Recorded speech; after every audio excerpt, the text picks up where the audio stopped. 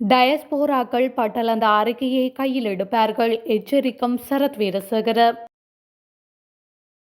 பெண்கள் விவகாரத்தில் சிக்கிய முக்கிய புள்ளி வெளிவிவகார அமைச்சின் சிறப்பு பதவியில் ஆபத்து. அங்குணுகொள பெலச சிறைச்சாலைக்கு அழைத்து செல்லப்பட்ட தேசப்பந்து தென்னகோட். இலங்கையில் பாரிய அபிவிருத்தி திட்டங்களில் முதலீடு செய்யவுள்ள சீனா. இதனை ஏற்கவே முடியாது ஜனாதிபதி அனுர அதிரடி. மஹிந்தவின் அடிப்படை உரிமைகள் மனு நீதிமன்றம் வழங்கிய அதிரடி தீர்ப்பு. ஜான் எஃப் கென்னடி படுகொலை விவகாரம் ஆவணங்களை பகிரங்கப்படுத்திய டொனால்ட் ட்ரம்ப். ட்ரம்பின் அதிரடியாட்டம் ஆரம்பம் போர் நிறுத்தம் குறித்து ரஷ்யாவின் அறிவிப்பு.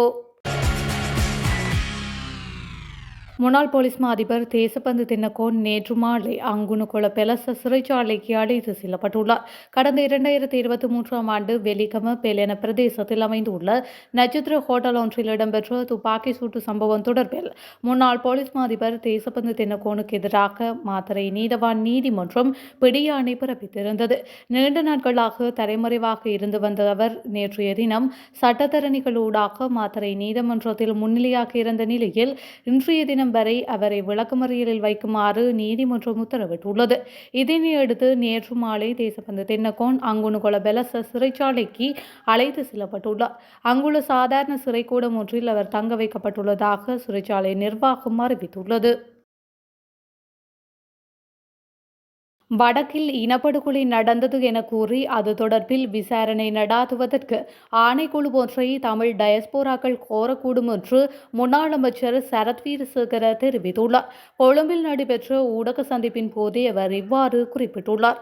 அவர் மேலும் கருத்து வெளியிடுகையில் இலங்கை படையினர் போர்க்குற்றம் இழைக்கவில்லை. பரணகம குழுவில் இருந்த சர்வதேச நிபுணர்களும் இந்த விடயத்தை குறிப்பிட்டிருந்தனர். இனப்படுகொலையும் நிகழ்த்தப்படவில்லை. உலகிலேயே பெருமளவில் பணைய கைதிகள் மீட்டு போரை முடித்த இராணுவம் தான் எமது நாட்டில் உள்ளது. எனவே போர்க்குற்றம் மற்றும் இனப்படுகொலை தொடர்பில் எமக்குள்ள குற்றச்சாட்டுகள் போலியானவையாகும். எனினும் குற்றச்சாட்டுகள் உண்மை என்பதை காண்பிப்பதற்கு படலந்த அறிக்கை பயன்படுத்தக்கூடும். படலந்த அறிக்கை இங்கு வெளியாவதால் வடக்கில் இனப்படுகொலை நடந்தது என கூறி அது தொடர்பில் டயஸ்போராக்கள் விசாரணை கோரலாம். எனவே ஜெனீவா மாநாட்டில் படலந்த அறிக்கை எதிரொலிக்கக்கூடும் என்று அவர் தெரிவித்துள்ளார். வெளிவிவகார அமைச்சர் விஜித ஹேரத்தினுடைய தனிப்பட்ட செயலாளராக நியமிக்கப்பட்டுள்ளவர் தொடர்பில் பல்வேறு சர்ச்சைக்குரிய கருத்துக்கள் முன்வைக்கப்பட்டு வருகின்றன. அவர் பெண்களுக்கு எதிரான குற்ற செயல்களுடன் தொடர்புடையவர் என்று குருநாகல் மாவட்ட நாடாளுமன்ற உறுப்பினர் தயாஸ்ரீ ஜெயசேகர குற்றம் சுமத்தியுள்ளார். இதன்போது தயாஸ்ரீ ஜெயசேகர மோசமில்லாத அமைச்சர் விஜித ஹேரத் மோசமான ஒரு தனிப்பட்ட செயலாளரை அமர்த்தியிருப்பதானது அமைச்சகத்தில் இருக்கக்கூடிய பெண்களுக்கு கூட அச்சத்தை ஏற்படுத்துகின்ற ஒரு விடயம் என தெரிவித்துள்ளார். வெளிநாட்டு தொழில்முறைகள் மற்றும் ஒழுங்கான நடத்தைகளை கொண்டவர்களே அரசின் குறித்த பதவிக்கு நியமிக்கப்பட்டிருக்க வேண்டும். இருப்பினும் தேசிய மக்கள் சக்தி அரசாங்கம் இந்த விடயத்தில் தவறுவிட்டிருப்பது ஏன் என கேள்விகள் எழுப்பப்படுகின்றன.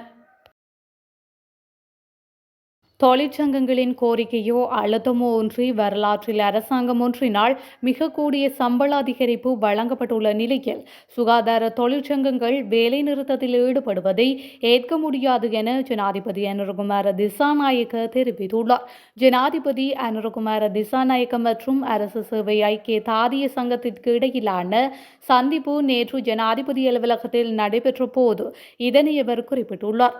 வரையறுக்கப்பட்ட செலவுகளுக்கு உட்பட்டிருக்கும் தற்போதைய பொருளாதார நிலையிலும் கூட அரசு சேவையை வினைத்திறனாக ஈடுபடுத்தல், தகமை உள்ள நபர்களை அரசு சேவைக்கு ஈர்த்துக் கொள்ளல் மற்றும் அரசு சேவையை ஊக்குவிப்பதற்காக இம்முறை வரவு செலவு திட்டத்தில் அரசு ஊழியர்களின் அடிப்படை சம்பளத்தை அதிகரிப்பது தொடர்பில் அரசாங்கம் கவனம் செலுத்தியதாகவும் ஜனாதிபதி அதன்போது சுட்டிக்காட்டியுள்ளார்.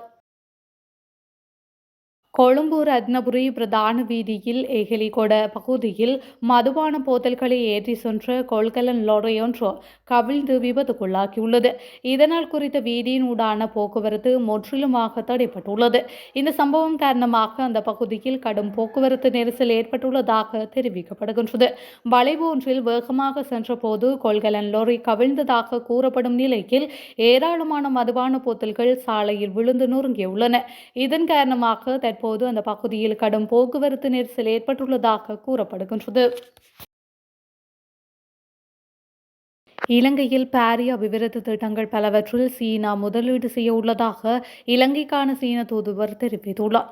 இலங்கைக்கான சீன தூதுவர் ஷி ஷென்ஹாங் இலங்கையில் முக்கிய ஊடகவியலாளர்கள் சிலருடன் நடாத்திய சிநேகபூர்வ கலந்துரையாடலின் போது இதனை தெரிவித்துள்ளார். அங்கு தொடர்ந்தும் அவர் கருத்து வெளியிடுகையில், இலங்கையில் புதிய அபிவிருத்தி திட்டங்கள் பலவற்றை முன்னெடுத்து அவற்றில் முதலீடு செய்ய சீனா ஆர்வம் கொண்டுள்ளது. கொழும்பு நகரை அபிவிருத்தி மையமாக மாற்றியமைப்பது அதன் நோக்கமாகும். அதன் ஒரு கட்டமாக கொழும்பு கண்காட்சி மண்டபத்தில் நவீன வசதிகள் கொண்ட கருவிகள் பொருத்தப்பட்டு மிக சிறந்த கண்காட்சி மண்டபமாக அதனை மாற்றியமைக்க நடவடிக்கை எடுக்கப்படும். அதேபோன்று தென்னிலங்கையில் சீனாவின் ஸ்னோபெக் நிறுவனம் மேற்கொண்டுள்ள $2.5 பில்லியன் பெறுமதியான ஹம்பாந்தோட்டை எரிபொருள் சுத்திகரிப்பு நிலைய முதலீடானது மிக குறிப்பிடத்தக்க ஒரு முதலீட்டு செயற்பாடாகும். அதன் மூலம் வருமானம் அதிகரிக்கப்பட்டு பல்லாயிரக்கணக்கானவர்களுக்கு நேரடி மற்றும் மறைமுக தொழில் வாய்ப்புகளை உருவாக்கியுள்ளது என்றும் தெரிவித்துள்ளார். அமெரிக்காவின் முன்னாள் ஜனாதிபதி ஜான் எஃப் கென்னடி படுகொலை குறித்த ஆயிரக்கணக்கான கோப்புகளை ட்ரம்ப் நிர்வாகம் பகிரங்கப்படுத்தியுள்ளது. மக்கள் பல வருடங்களாக இந்த ஆவணங்களிற்காக காத்திருந்தனர் என செய்தியாளர்களிடம் தெரிவித்துள்ள டொனால்ட் ட்ரம்ப் இதனை பகிரங்கப்படுத்துமாறு தனது அதிகாரிகளை கேட்டுக் கொண்டுள்ளதாக தெரிவித்துள்ளார். அமெரிக்காவின் 35வது ஜனாதிபதியான ஜான் எஃப் கென்னடி 1963 நவம்பர் மாதம் டெக்சாஸின் டலாஸில் சுட்டுக் கொல்லப்பட்டார். டலாஸில் உள்ள டீலி பிளாசா வழியாக ஜான் எஃப் கென்னடியின் வாகன தொடரணி சென்று கொண்டிருந்த வேளை லீ ஹார்வே ஆஸ்வால்ட் என்ற நபர் பாடசாலை நூல்கள் சேமிக்கப்படும் பகுதியொன்றிலிருந்து துப்பாக்கி பிரயோகத்தை மேற்கொண்டார். இந்த நிலையில் புதிதாக வெளியாகியுள்ள விடயங்கள் காரணமாக ஏற்கனவே உள்ள தகவல்கள் மாற்றமடையுமா என நிபுணர்கள் சந்தேகம் வெளியிட்டுள்ளதை அடுத்து படுகொலை குறித்த பல்வேறு சந்தேகங்களை கொண்டுள்ள ஆவணங்களையும் டொனால்ட் ட்ரம்ப் பகிரங்கப்படுத்தியுள்ளார். மக்கள் மத்தியில் பிரபலமான அமெரிக்காவின் இளம் ஜனாதிபதியை கொலை செய்வது குறித்த நோக்கத்துடன் லீ ஹார்வே ஆஸ்வால்ட் ரஷ்யா சென்றார் என்ற சந்தேகங்களை கொண்டுள்ள ஆவணங்களும் ட்ரம்ப் பகிரங்கப்படுத்தியுள்ளவற்றில் உள்ளதாக வெளிநாட்டு ஊடகங்கள் தெரிவிக்கின்றன. உக்ரைனின் எரிசக்தி உள்கட்டமைப்புக்கு எதிரான தாக்குதல்களை 30 நாட்கள் நிறுத்துவதற்கு ரஷ்யா ஒப்புக்கொண்டதாக செய்தி வெளியாகியுள்ளது. அமெரிக்க ஜனாதிபதி டொனால்ட் ட்ரம்ப் மற்றும் ரஷ்ய ஜனாதிபதி விளாடிமிர் புடின் ஆகியோர் நடாத்திய பேச்சின் பின்னரே இந்த முடிவு எடுக்கப்பட்டுள்ளது. குறித்த விடயம் ரஷ்யாவின் கிரெம்ளின் மாளிகை வெளியிட்டுள்ள அறிக்கையில் தெரிவிக்கப்பட்டுள்ளது. 3 ஆண்டுகளை கடந்தும் நீடித்து வரும் ரஷ்யா உக்ரைன் இடையிலான போரை நிறுத்தும் முயற்சியில் அமெரிக்க ஜனாதிபதியாக பொறுப்பேற்றுள்ள டொனால்ட் ட்ரம்ப் ஈடுபட்டுள்ளார்.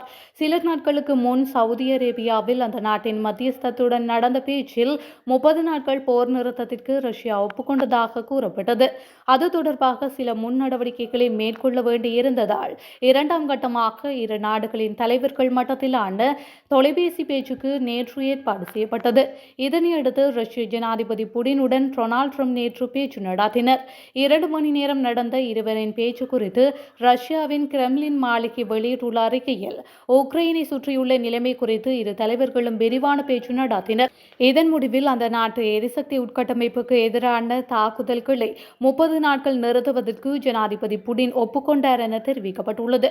அதன்படி முதல் கட்டமாக உக்ரைனும் ரஷ்யாவும் இரு நாட்டு எரிசக்தி கட்டமைப்புகளையும் தாக்காமல் இருப்பதற்கான 30 நாள் போர் நிறுத்த ஒப்பந்தம் விரைவில் நடைமுறைக்கு வரும் என்று கூறப்படுகின்றது.